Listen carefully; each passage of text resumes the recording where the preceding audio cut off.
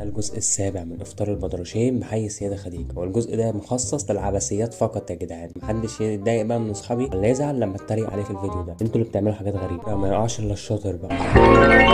اوعى بتحرش بالواد عبد الله ولا إيه؟ امسك العقل، امسك عبد الله اتهور فقرة عم بودي. عم بودي خاربها، الازازة ما بتنزلش من على دماغه. عاش والله العظيم يا عم بودي.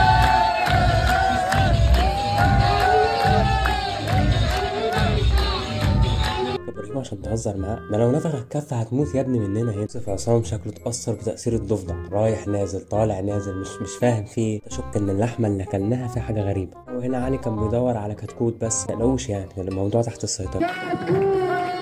يعني احب اقول ان ده كان يوم من احسن ايام حياتي، واليوم اللي اتعلمت فيه وشفت ناس كتيره فيه جميله جدا، واتشرفت ان انا اكون معاهم في اليوم زي ده. اليوم ده يتكرر كل سنه، وكل سنه يكبر عن التاني، وعدد الوجبات تكبر وعدد الناس تكبر، ونساعد اكبر قدر من الناس.